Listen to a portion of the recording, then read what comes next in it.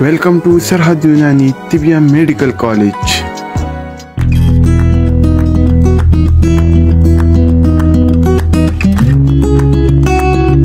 आज की हमारी दवा है ब्रह्मडंडी। ये एक बेहतरीन मुसफ़ी खून है। आपको बाएं जानिब नजर आ रहा है बहुत मखसूस किस्म के फूल है इसके, जिसमें बारीक बारीक से कांटे निकले हुए हैं और उसके बालाई सिरे पर पंखड़ियां हैं। यही इसकी पहचान है। आइए इसकी तफसील जानते हैं। ब्रह्मडंडी को अंग्रेजी में स्मूथ थिस्टल कहते हैं, लातीनी में इसे ट्राइकोलेपिस ग्लैबेरिमा कहते हैं। ग्लैबेरिमा एक टाइप है और ऐसे बहुत सारे किस्म है। बहरहाल जिसका जिक्र यहाँ तफसील से होगा वो ट्राइकोलेपिस ग्लैबेरिमा है। फारसी में इसे ब्रह्मडंडी कहते हैं, हिंदी मराठी ब्रह्मडंडी या दहान कहते हैं, बंगाली में सयाल काटा छागल डंडी, सिंधी में लुब, संस्कृत में अजय डंडी अजल डंडी, ब्रह्मडंडी, काटा पत्र फुला और गुजराती में ब्रह्मडंडी या तिल कंटू कहते हैं। इंडो पाक में सब जगह खेतों के आसपास में रेतीली जमीन और चट्टानों में उगने वाला पौधा है। यह आपके सामने ब्रह्मडंडी का पौधा नजर आ रहा है। कई किस्में इंडिया में पाकिस्तान में पाई जाती है और सब के सब ब्रह्मडंडी है। दवाई खवास भी तकरीबन कमोबेश यकसा है। यह आपको मैं तफसील दे रहा हूँ। इंडिया में जो किस्में है तकरीबन ये 13 किस्म के ब्रह्मडंडी है। ट्रैकोलेपिस इनकी नस्ल का नाम है और ग्लैबेरिमा, एम्पलेक्सिकॉलिस और इस तरह से आपको पूरे नजर आ रहे हैं ब्रह्मडंडी की किस्में हैं। ये आप देख सकते हैं। ये ट्रैकोलेपिस ग्लैबेरिमा है, ये चेटोलेपिस है, ये ट्रैकोलेपिस एम्पलेक्सिकॉलिस है, एलोंगाटा नस्ल का है, ये रॉयली है। आप देख रहे हैं कितने अलग है रॉयली किस्म। ये रेडिकांस है, इसकी पत्तियां बहुत मखसूस शक्ल की हैं। ये कारेनिसिम है और इसका तो बिल्कुल ही अलग है। सर पत्तियां भी बिल्कुल अलग किस्म की हैं, फूल भी अलग नुमाया किस्म का है, गुलाबी नहीं है बल्कि सफेद है। रॉयली में भी सफेद है। और ये लास्ट वाला जो आप देख रहे हैं इसकी पत्तियों पर गौर कीजिए, ये ट्रैकोलेपिस फरकाटा है। तो इस तरह से ये इतनी किस्मों की ब्रह्मडंडी जो है इंडिया और पाकिस्तान में पाई जाती है। सबसे अहम पहचान इसके गुंबद या सुराही नुमा गोल नर्म और नाजुक कांटों वाले फूल हैं। ये आपको नजर आ रहा है फूल, ये यहाँ पर आपको सुराही नुमा या गुंबद नुमा आपको उसका बेस नजर आ रहा है और उसके ऊपर बहुत सारे पंखुड़ियां हैं। ये अलग अलग फूल हैं जिनकी पंखुड़ियां इतनी खूबसूरत सी नजर आ रही हैं, जबकि पत्ते जो है लंबूतरे होते हैं, नोकदार होते हैं। अहम पहचान, और इनके किनारों पर कमोबेश ज्यादा दंदाने होते हैं, किसी में कम या किसी में ज्यादा दंदाने होते हैं, कांटे होते हैं। ये आपको एक पत्ता नजर आ रहा है, बिल्कुल नोकीला होता है, आप नेजे के जैसा नोकीला है और जगह जगह इसके कांटे से निकले रहते हैं। ये भी उसी की किस्म है। यहाँ पर भी आप कांटे देख सकते हैं, दंदाने देख सकते हैं। फूल सुराही नुमा जिनके बालाई सिरे पर पंखड़ियां निकली हुई हैं। इसकी डंठल जो होती है, ये जो आपको डंठल नजर आ रही है, इसमें पहलू होते हैं, कभी 4 पहलू 6 पहलू, इस तरह से बिल्कुल गोल भी होती है और तना जो उसका पहलूदार होता है। पत्ते नहायत सब्ज होते हैं, बारीक तने से बराह रास्त से निकलते हैं। आप यहाँ बाएं जानिब देख रहे हैं, बराह रास्त तने से पत्ता निकला हुआ है। बर्छी या नेजे की तरह लेकिन हल्के दंदानेदार होते हैं। पत्तों का जायका नहायत तल्ख होता है। हर शाख के सिरे पर गोल सुराहीदार या गुंबद नुमा नर्म और नाजुक कांटों वाले बैंगनी या गुलाबी बल्कि कुछ में सफेद रंग के भी फूल होते हैं। गोल हिस्से के सिर्फ ऊपरी सिरे पर खूबसूरत गुच्छों में फूलों की पंखड़ियां लगती हैं। ये आप देख रहे हैं गुंबद नुमा नीचे का हिस्सा और फिर सिर्फ बालाई सिरे पर सारी पंखड़ियां हैं। सूख जाने पर सिर्फ सुराही नुमा हिस्सा रह जाता है। ये जो नीचे का हिस्सा है ये रह जाता है। ये जो आपको नजर आ रहा है बाएं जानिब फूलों के खोशे का ऊपरी मंजिर है, यानी अगर आप इसको ऊपर से देखें इस मुकाम से तो आपको ये खोशा या ये फूल कैसा नजर आएगा, वो इस तरह से नजर आएगा। ये मैंने सिर्फ इसलिए बताया है कि ऊंट कटारा का फूल भी अगर आप देखेंगे तो इसी तरह नजर आता है, जिसमें हम कंफ्यूज होते हैं। ब्रह्मडंडी और ऊंट कटारा, सत्यानाशी, इन तीनों के फर्क में, क्योंकि आयुर्वेद में कहा जाता है कि ये तीनों एक दूसरे से मिलती जुलती है, लोग बड़े कंफ्यूज होते हैं। ये आप देख रहे हैं, इसमें खास बात यह है कि एक सुराही या गोलनुमा नीचे का हिस्सा होता है कायदा और बालाई सिरे पर बहुत सारे फूलों की पंखड़ियां होती हैं। ऊंट कटारा में फूलों की पूरी गेंद पर पंखड़ियां होती हैं और बड़े बड़े मजबूत कांटे होते हैं। ये आपके सामने ऊंट कटारा, ये पौधा जो है ये ऊंट कटारा का पौधा है। पत्तियों में बहरहाल इस्तेमाल कांटे हो सकते हैं, लेकिन ऊपर का हिस्सा जो है पूरा गोल है, यहाँ करीब से देख सकते हैं, और इसमें बहुत मजबूत किस्म के कांटे भी होते हैं, जबकि ऐसे कांटे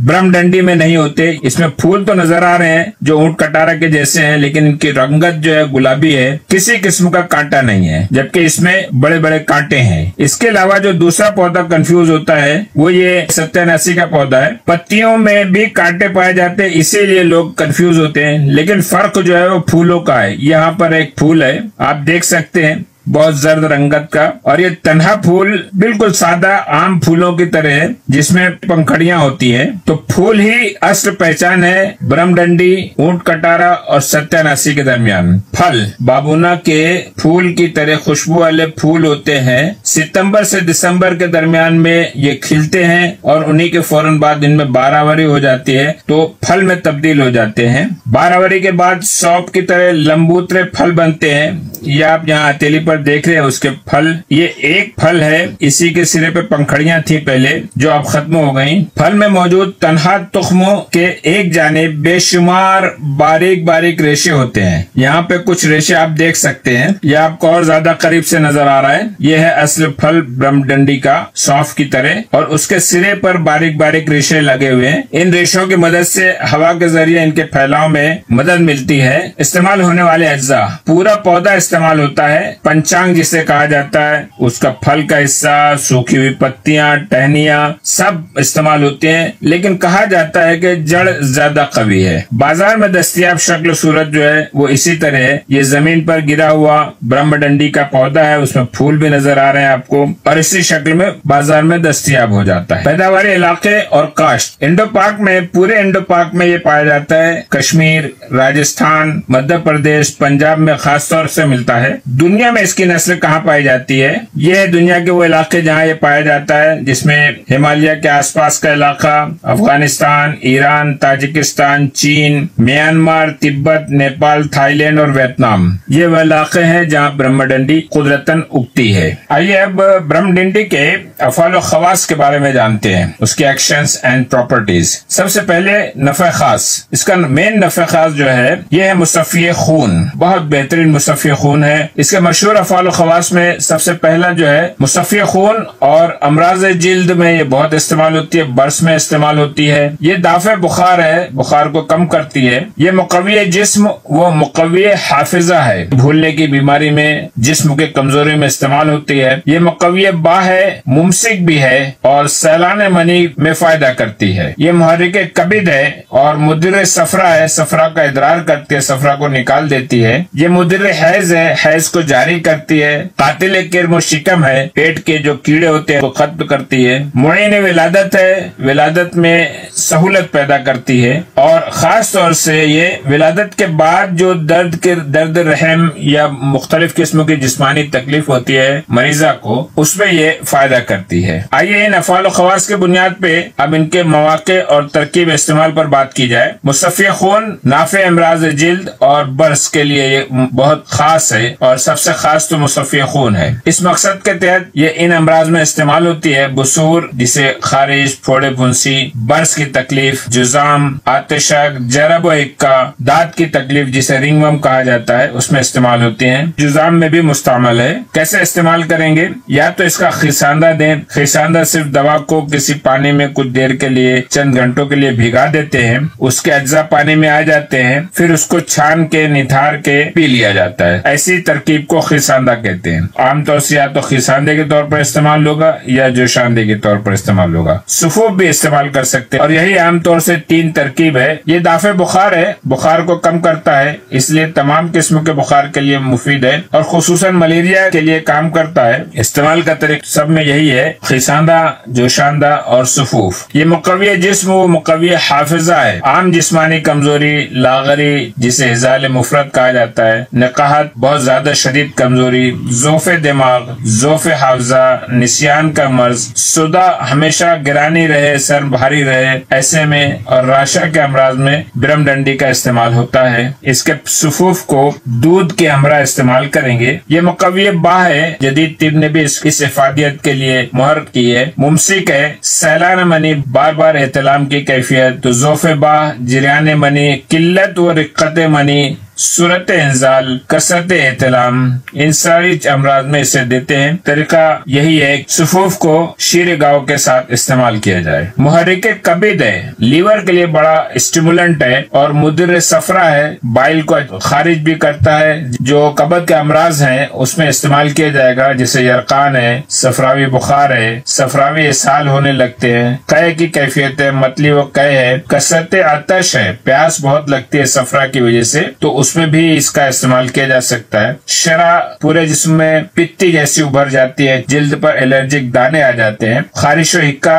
उसमें भी इस्तेमाल होता है। तरीका वही रहेगा, या तो खिसांदा बना लेंगे या जोशांदा बनाएंगे। मुद्दे हैज होने की वजह से एहतिबास से हैज, उसरे तम्स यानी दर्द हैज में इस्तेमाल किया जाता है, खिसांदा और जोशांदे के तौर पर। कातिल किरम शिकम तमाम किस्म के दीदान को मारती है बिरम डंडी, और इसी मकसद के तहत इसे बतौर सुफूफ इस्तेमाल करें, खिसांदा या जोशांदा दें। हस्ब जायका इसके अंदर शक्कर या शहद का इजाफा किया जा सकता है। मुईन विलादत है, विलादत में सहूलत पैदा करता है और विलादत के बाद होने वाले दर्द में भी आराम देता है। न सिर्फ विलादत में सहूलत पैदा करता है बल्कि विलादत के बाद के होने वाली जो तकलीफें हैं, आज़ाए रहम के दर्द में आराम देता है। इस्तेमाल का तरीका कॉमन है, कुछ आसान नुस्खे यहाँ बताए जा रहे हैं। हमेशा की तरह इंतबा जरूरी है। आम तरकीब जो बिरम डंडी के इस्तेमाल की है वो इस तरह से है, पानी खौला लें और आधी प्याली उसमें से लें और उसमें 1 ग्राम बिरम डंडी के पत्तों का सुफूफ या उसके पूरे पूरे पत्ते वो डाल दें। 15 मिनट तक उसे किसी ढक्कन से ढांप दें, इसके बाद छान कर पिलाएं। ये एक तरकीब हुई। मौसम सरमा में हर किस्म के बुखार के लिए ये जोशांदा मुफीद होता है। मौसम गर्मा में इसको जोशांदे के बजाय खिसांदे के तौर पर इस्तेमाल करते हैं, जिसमें दवाओं को यानी बिरम डंडी को 1 घंटे तक भिगो कर फिर छान कर पिलाते हैं। तमाम अवारजात में इसका अक्सर जोशांदा ही इस्तेमाल होता है। इसकी तलखी से बचने के लिए, इसकी कड़वाहट से बचने के लिए खुश्क पत्तों का सुफूफ बना लेते हैं, या तो उस सुफूफ की मदद से गोली बना लें या 500 मिलीग्राम के कैप्सूल में इसे भर लें और सुबह शाम इस्तेमाल करें। दूसरी एक तरकीब बताई गई खून की सफाई के लिए, सियाह मिर्च मिलाकर खिसांदा बनाएं।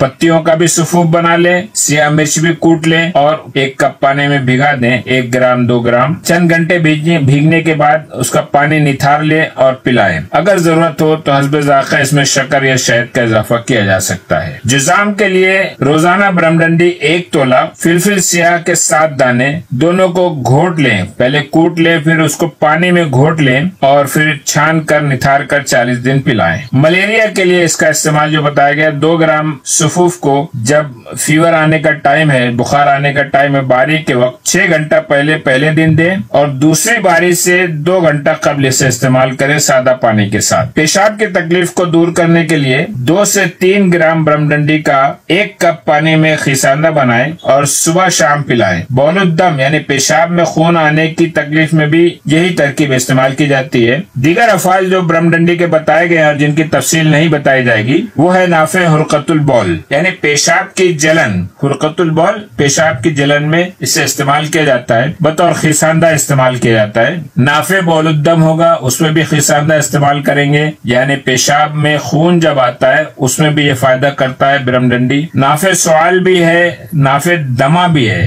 दोनों तकलीफ में इसका शीरा इस्तेमाल करेंगे। शीरा बनाने का तरीका यही है कि दवा को कूट लिया जाता है और उसे पानी में अच्छी तरह से कूट कर मिलाकर उसे शीरा कहते हैं। मुखरिज बलगम है, बलगम को खारिज करता है, इसके लिए जोशांदा इस्तेमाल करते हैं। ये मुश्तही है, भूख भी बढ़ाता है, जोशांदे के तौर पर इसका इस्तेमाल किया जा सकता है। मुलय्यन है, पेट को साफ करता है, कब्ज कुशा है। जाली है, जाली होने की हैसियत से ये चेहरे के रंग को निखारता है और सिर्फ मुकामी तौर से इस्तेमाल की बात नहीं की जा रही है, बल्कि यहाँ पर अगर इसका जोशांदा पिलाया जाए तो उससे भी चेहरे की रंगत जो है वो खिलती है। ये रंग का खुलना, इसे मुजल्ली लौन कहा जाता है। लौन रंग को कहते हैं, मुजल्ली जिसमें जिला आ गई, जिसमें निखार आ गया। ये मुजफ्फिफ़े कुरू है, जख्मों को खुश्क कर देता है, अच्छा करता है और मुकामी तौर से दाफे ताफुन भी है। नाफे इमराज रिही वो बलगमी है। रियाह की वजह से और बलगम की वजह से जो जो अमराज वाक़े होते हैं, रोनुमा होते हैं, उनमें बिरमडंडी का इस्तेमाल किया जाता है या उनके नुस्खों में बिरमडंडी शामिल की जाए तो इन अमराज में फायदा होता है। अच्छा तरीका, बेहतर तरीका जो शानदार का इस्तेमाल करना है। ये गर्म खुश्क दर्जे अव्वल बताई गई है मिजाज के तौर पे, कुछ किताबों में दर्जे दुआम भी बताई गई है। बहरहाल ये गर्म खुश्क ही है। इसकी मिकदार खुराक 5 से 7 ग्राम, सुफूफ जो है 5 से 7 ग्राम या 7 माशा इस्तेमाल करें। एक माशा तकरीबन 1 ग्राम के बराबर होता है। अगर सब्ज हालत में इस्तेमाल इसके पत्ते कर रहे हैं आप, तो वो 1 तोला पत्ता लें यानी तकरीबन 12 ग्राम और उससे इस्तेमाल करें, या उसका जोशांदा बनाएं या उसका खीसांदा बनाएं। इसकी मुजरत जो है ये गर्म खुश्क होने की वजह से नहायत खुश्की पैदा करता है। इसके इस्लाह के लिए इसमें शहद खालिस शामिल कर लें या घी मिला लें। बदल के तौर पर मुंडी या नील कंठी इस्तेमाल की जाती है। इसका मशहूर मुरक्कब अर्क मुरक्कब मुसफ़ी खून बनुस्सा कला है। जदीद दरियाफ्तें जो इसमें फाइटोकेमिकल्स मिले हैं वो आपके सामने हैं। सिस्क्वेटरपिन, लैक्टोन्स, सैनर, पाइक्रीन, साइक्लोआर्टेनॉल, स्पानास्टेरॉल, स्टेगमास्टेरॉल, बेटुलिन, स्टेरॉल, फ्लेवोनॉइड्स, ट्राइटरपेनॉइड्स, सैपोनिन्स, ग्लाइकोसाइड्स, ये इतने किस्म के आम तौर से इसमें फाइटोकेमिकल्स पाए गए हैं और इन फाइटोकेमिकल्स की बुनियाद पे जो क्लिनिकल इफेक्ट यानी मुआलजाती जो असरात ब्रह्मडंडी से रोनुमा होते हैं वो आपके सामने पेश कर रहे हैं। इसमें कुछ नए इफेक्ट भी नई तहकीक के जरिए सामने आए हैं, लेकिन ज्यादातर ऐसी तहकीक है जो हमारे हुक्मा और अतिब्बा ने अपने तजुर्बात मुशाहिदात से किताबों में जिक्र कर चुके हैं। Anti infective, anti fungal, anti inflammatory effect जो है वो नया है, एंटीऑक्सीडेंट इफेक्ट जो है वो नया है, एंटी डिप्रेशन इफेक्ट है, न्यूरो प्रोटेक्टिव है, हिपेटो प्रोटेक्टिव है, एफ्रोडेजियक है, मुकव्विय बाह के तौर पर मेल इनफर्टिलिटी में काम आती है, बहुत सारे जल्दी अमराज में काम आ रही है, यूटीआई, यूरिन ट्रैक इन्फेक्शन या अमराज बॉल में इस्तेमाल होती है, विटिलिगो बर्स के लिए इसको इस्तेमाल कर सकते हैं। ये चंद जर्नल्स के पेपर आपके सामने जिन पर जदीद तिब के लोगों ने तहकीक की है, इसके फाइटोकेमिकल्स को मालूम किया है, इसके फार्माकोलॉजिकल स्टडीज की है। यह दूसरा पेपर जो एनवायरनमेंट कंजर्वेशन जर्नल में प्रिंट हुआ है और खास तौर से ट्रैकोलेपिस ग्लाइब्रामा जो हमारे मौजू है इस वक्त, क्योंकि कई किस्म के ब्रह्मडंडी है।